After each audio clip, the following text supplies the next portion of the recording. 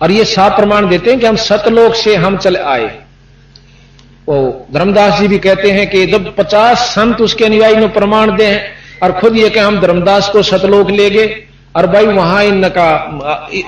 वहां से हमने धर्मराज दास को वापस फेरा, तो कोई लोक है, इसमें कोई शक नहीं। बाकी अपनी बुद्धि जहां तक मानती है वहीं तक स्वीकार करके उसको बंद कर देती है। अब मैं आपको सत्यार्थ प्रकाश सुनाऊंगा स्वामी जियों का। उनके वीर हमने कबीर साहब के बारे में उन्होंने क्या जानकारी दी। 313 पेज पे सत्यार्थ प्रकाश है, देखिए भाई, स्वामी रचित। अब इसके 313 पृष्ठ के ऊपर स्वामी जियों ने आदरणीय कबीर साहब के बारे में अपनी टिप्पणी दे रखी है, वो आपको सुनाते हैं। एक ने प्रश्न किया कि कबीर पंथी तो अच्छे हैं, ये 272 नंबर प्रश्न है कि कबीर पंथी तो अच्छे हैं, स्वामी जियों से प्रश्न किया। कबीर साहब स्वामी जी उत्तर देते हैं नहीं। फिर प्रश्न करता है क्यों अच्छे नहीं? पाषाण आदि यानी पत्थर की मूर्ति पूजा का खंडन करते हैं। कबीर साहब फूलों पर उत्पन्न हुए और अंत में भी फूल हो गए। ब्रह्मा विष्णु महेश का जन्म जब नहीं था तब भी कबीर साहब थे। बड़े सिद्ध ऐसे कि जिस बात को वेद पुराण भी नहीं जान सकता उसको कबीर साहब जानते थे। सच्चा रास्ता है जो कबीर साहब ने दिखलाया। उनका मंत्र सतनाम कबीर आदि है।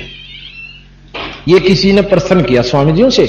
स्वामी जी उत्तर देते हैं पाषाण आदि को छोड़, वो तो पलंग, गद्दी, तकिए, खड़ाऊं, जोत और दीप यानी जोत जलावा उसकी भी पूजा करते हैं। पाषाण मूर्ति के न्यून है जो कि पत्थर की मूर्ति तभी घटिया से। स्वामी जी कहते हैं कि जिसको तुम लोग कहो ना पत्थर की मूर्ति की पूजा नहीं कर दे, जैसे भाई पलंग की, तकिए का और जोत जलावन से ये घटिया, मतलब पत्थर की मूर्ति से भी कमजोर से, घटिया से। ये स्वामी जी का व्यूज है। फिर कहते हैं कि क्या कबीर साहब बनूगा थे या कली थे? जो कली तो फूल का मतलब फूल बन गए होंगे। क्या कबीर साहब बनूगा व कलियां थी जो फूलों से उत्पन्न हुए और अंत में फूल हो गए? ये उनका अपना विचार है। यह जो बात सुनी जाती है, कबीर स्वामी जी कहते हैं यह जो बात सुनी जाती है कि वही सच्ची होगी कि कोई जुल्हा काशी में रहता था, उसके लड़के बालक नहीं थे। एक समय थोड़ी सी रात्रि थी, सुबह की। एक गली में चला जाता था तो देखा सड़क के किनारे एक टोकनी में फूलों के बीच में उसी रात्रि का जन्मा हुआ बालक था। वह उसको उठाकर ले गया, अपनी स्त्री को दे दिया। उसने पालन पोषण किया। जब वह बड़ा हुआ तो जुल्हे का काम करता था। किसी पंडित के पास संस्कृत पढ़ने के लिए गया। उसने उसका अपमान कर दिया पंडित जी ने, और कहा कि हम जुल्हाओं को नहीं पढ़ाते। इसी प्रकार कई पंडितों के पास फिरा परंतु किसी ने नहीं पढ़ाया। तब ऊंट पटांग बासा बनाकर, कबीर साहब के बारे में कहते हैं, तब ऊंट पटांग बासा बनाकर और जुल्हे आदि नीच लोगों को समझाने लगा। यानी स्वामी जी की दृष्टि में जो उनके अनुयायी हैं वो नीच बताए कि जुल्हे कैसे नीच व्यक्तियों को समझाने लगा। तंबूरे लेकर गाता था, भजन बनाता था। विशेष पंडित शास्त्र वेदों को की निंदा करता था, विशेषकर पंडितों की, शास्त्रों की, वेदों की निंदा करता था। कुछ मूर्ख लोग उसके जाल में फंस गए। ये स्वामी जी के व्यूज हैं अपने कबीर साहब के बारे में कि कुछ मूर्ख लोग उसके जाल में फंस गए। जब मर गया तो लोगों ने उसको शद कर दिया, बना लिया, और वो शद था। जो जो उसने जीते जी बनाया था, लिखी थी को रचनाएं, उसको उसके चेले पढ़ते रहे। कान को मूंद कर जो शब्द सुना जाता है उसको अनाहत शब्द सिद्ध कर ठहराया, सिद्धांत ठहराया। मन की वृत्ति को सुरती कहते हैं। उसको उस सुनने में लगाना, उसी को संत परमेश्वर का ध्यान बतलाते हैं। वहां काल नहीं पहुंचता। बर्छी के समान तिलक और चंदन आदि लकड़े की कंठी बांधते हैं। भला विचार के देखो कि इसमें आत्मा की उन्नति और ज्ञान क्या बढ़ सकता है। यह केवल लड़कों के खेल के समान लीला है। ये स्वामी जी की व्यूज कबीर साहब के बारे में। अब आप देखिएगा, मेरे विचारों में कबीर साहब के बारे में स्वामी दयानंद जी ने ABC का भी नहीं बेरा था। और इतने महान सत्यार्थ ग्रंथ को जिसको हम सब समाज बहुत आदर से मानते हैं, और उस समय ये लिखा है। जब एक कबीर साहब के बारे में ऐसा लिखा होगा तो बाकियों का हम नहीं कह सकते वो सच्चा था कि झूठा था। ये तो 600 साल पहले की बात है, को 1000 वर्ष पहले भी नहीं हो सकती ये बात कि भाई झूठ होंगी ये बातें। सिकंदर लोदी दिल्ली का बादशाह, उसके साथ जो उनकी वार्ता हुई आपको अभी बताएंगे। अच्छा, दूसरी तरफ यही स्वामी जी कहते हैं कि वो परमात्मा निराकार है, आकार में नहीं आ सकता। अच्छा, अब यही वेद का जो आपने यजुर्वेद का पढ़ा 5वें अध्याय का 32वां श्लोक में कहते हैं कि वो भगवान, वो परमात्मा सतधाम युक्त है, सतलोक सहित है। अच्छा, इब हम आपको यजुर्वेद में फिर उनके द्वारा लिखा हुआ वो कहते हैं कि परमेश्वर शब्द प्रयोग किया उन्होंने, परमेश्वर। अब परमेश्वर की संधि छेद कर लियो आप पे, इतना तो तकरीबन 5वीं 7वीं 8वीं 10वीं में सब ने सिखा में संधि छेद करना। परम माने श्रेष्ठ, ईश्वर यानी जगत, ईश भगवान, ईश शब्द है भगवान और वर उसका भी मालिक। ईश परमात्मा, जगदीश यानी जगत का भगवान, फिर ईश्वर उस भगवान का भी भगवान। ईश्वर दो तो हुए, एक के शब्द में 3 शब्द हुए से। और फिर परमेश्वर, उन दोनों से भी ऊपर की शक्ति और को श्रेष्ठ परमात्मा, परम ईश्वर, उनसे भी ऊपर का परम यानी शक्तिशाली भगवान।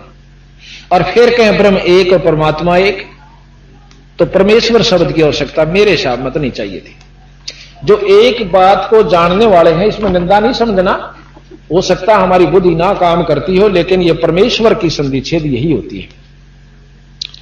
अभी हम आपको बताते हैं, ये लिख रखा साफ सरलार्थ करते हुए, सिर्फ ये अक्षर की तो ही रहेगी जो शास्त्र लिखते हैं और ये बताते हैं जो कहता हूं।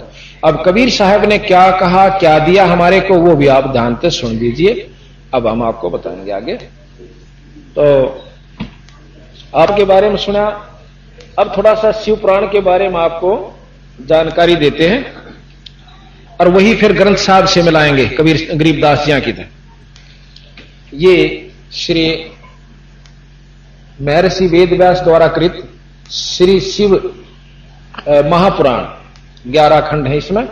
अब जब तक हमें शास्त्रों का विशेष ज्ञान नहीं होगा और फिर जब बंदी छोड़ की वाणी का आपको सही समझ में आएगी कि ये झूठ बोल रहे सेक्स साची कैसे। अब तो कोई आपने नौका देखा कि इससे शिव पुराण, ये मैं सारे शब्द आपके पास ले आया। अब इसमें शिव पुराण में मोट सारी दखर नहीं पढ़ सकूंगा, ना सुना सकता, आप पढ़ लिए कभी को चाहे तो मोटी मोटी बता दें जो आपन आवश्यक है।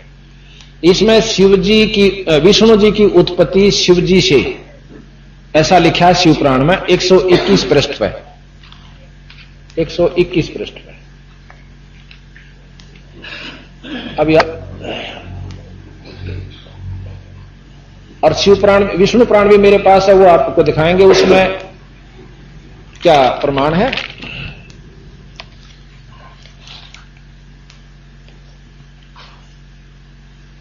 इसमें लिखा कि यह ब्रह्मा जी बोले कि हे ब्राह्मण, तुमने लोक कल्याणकारी व बड़ा ही उत्तम प्रश्न किया है, क्योंकि महाप्रलय के समय सब सथावर जंगम नष्ट होने पर जब सूर्य ग्रह तारों के से रहित होकर अंधकार में हो गया था और चंद्र दिन रात, अग्नि, वायु, पृथ्वी, जल कुछ भी नहीं था, तो प्रधान आकाश और अन्य तेज भी शून्य हो गया था। जब सत असत स्वरूप कुछ भी नहीं था, रह गया था, और जिसको निरंतर हृदयाकांक्षाओं में देखते हैं जो मन वाणी से परे, इंद्रियों के विषयों से रहित, नाम रूप और वर्ण रहित, स्थूल तथा सूक्ष्म भी नहीं है। हर्षव, दीर्घ व लघु, गुरु, घटना बढ़ना भी कुछ नहीं होता। वह सत्य, ज्ञान और अनंत स्वरूप तथा परमानंद परम पुरुष है, जो ज्ञानतम और शोभायुक्त है, जो अमूर्त परमतव है। वही सदृश सदाशिव की मूर्ति है। ये मतलब ये है कि वो सदाशिव की मूर्ति है जिसमें ये गुण है। इसी को पंडित अवर्चनीय और पर्चनीय, अवर्चनीय तथा प्राचीन ईश्वर की मूर्ति कहते हैं। उसने अपने शरीर से स्वच्छंद शरीर वाली, कभी नाश न होने वाली शक्ति प्रकट करी, शिवजी ने करी। वही प्रधान प्रकृति, वही गुणवती माया और वही विकास से रहित बुद्धि तत्व जननी माता कहलाई। वही शक्ति अंबिका, प्रकृति संपूर्ण लोकों की ईश्वरी, त्रिदेवों की माता। अब देखो इसी में दोबारा फेर के कहें वह तीनों देवताओं की मां। अब तीन देव की तरह के भाई, तीन देव ब्रह्मा विष्णु शिव। अरीब यानो कैसे कि वह है तीनों देवों की माता भी है अष्टांगी, यानी ज्ञान को उलझाना, सुलझे नहीं। अब यहां कहते शंकर भगवान से ने अपनी शक्ति तय वह माता उत्पन्न करी, और फिर वह माता बोला तीनों की माता, त्रिदेवों की मां। अब बताओ तीसरा फिर कौन, वो चौथा और अलग हुआ फिर इसका मतलब। अब विचार से सुन की बात से। और कबीर साहब फिर इसका सीधा सरल भाव से बताएंगे, वो कल शुरू करेंगे हम। एक हमने बोर्ड बनवा रखा पूरा लंबा चौड़ा जिसमें सारा वर्णन दे रखा है, और वो फिर इन सारे शास्त्रां जोड़ देगा। अकिया नोर नो थी भाई, ये गलत हिसाब से अपने मन हिसाब से जोड़े गए।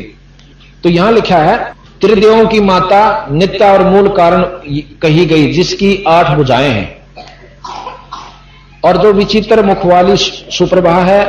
सदाशिव ने उस शक्ति को साथ लेकर शिवलोक नामक क्षेत्र की रचना की। उसी उत्तम क्षेत्र को काशी कहते हैं, जो परम मोक्ष को देने वाली और सर्वप्रिय है। उस क्षेत्र में परमानंद शिव पार्वती सहित शक्ति सहित निवास करते हैं। अब पार्वती सहित शिव निवास करते हैं, और उधर कहते हैं शिवजी ने ही वह माता विचार की। वो शिव कौन है, अब ध्यान से सुनना। सदाशिव ने उस शक्ति को साथ लेकर निवास करती है। हे मुने, प्रलय काल में भी वह क्षेत्र शिव पार्वती से रहित नहीं होता, और उसी से उसका अभिमुक्त कहते हैं। अच्छा, अब फिर कहते हैं धनुषधारी शिवजी ने पहले इसमें एक आनंद वन बनाया था। ये शिवलोक का जिक्र कर रहे हैं। उस आनंद वन में शिवा शिव के रमण करने पर हे नारद जी, उन्हें किसी दूसरे पुरुष से के निर्माण की इच्छा हुई, और उन्होंने सोचा कि हम इसका भार किसी दूसरे पर देकर शांति से काशी में केवल शयन करें।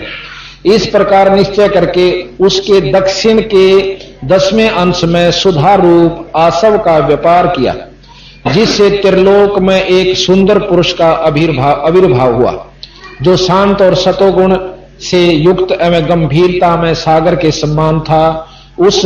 तब उस अजय पुरुष ने प्रकट होकर परमेश्वर शंभु को प्रणाम कहा कि हे स्वामिन, मेरा नाम कहकर मेरे कर्मों का भी तो कहो। यह सुनकर प्रभु शिवजी हंसकर बोले कि सर्वत्र व्यापक होने से जगत में तुम्हारा विष्णु नाम प्रसिद्ध होगा।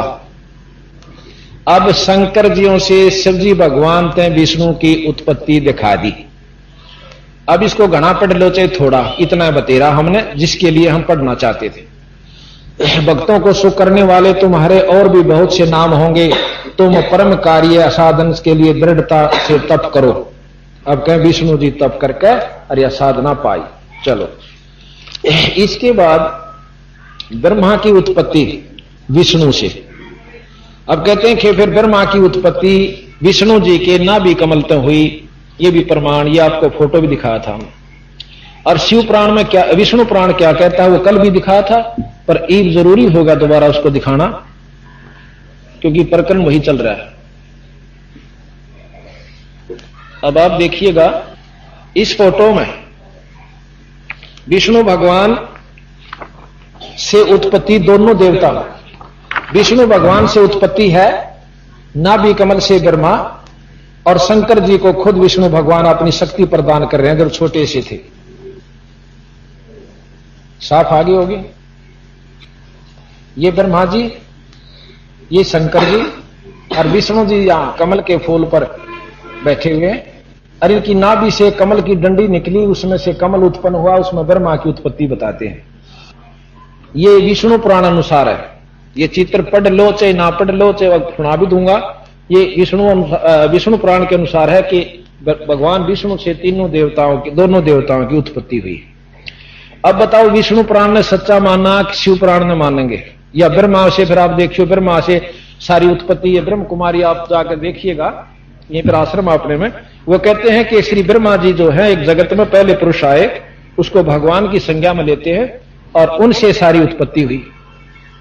अब कबीर साहब के कहते हैं वो भी सुनियो आप काल। फिर कबीर साहब बिल्कुल दाना दाना गिन के, और वो फिर आपका समझ में आओगा बंदी छोड़ ठीक है ऐसे, अकीय शास्त्र ठीक है। अच्छा, इसके बाद विष्णु जी को इतना कमजोर सिद्ध कर रखा है शिव पुराण में। आप देखिएगा कि एक समय राजा दक्ष ने ब्रह्मा की उत्पत्ति सुनो पहले, और फिर उनकी आपस में विष्णु से झगड़ा होता है ब्रह्मा का।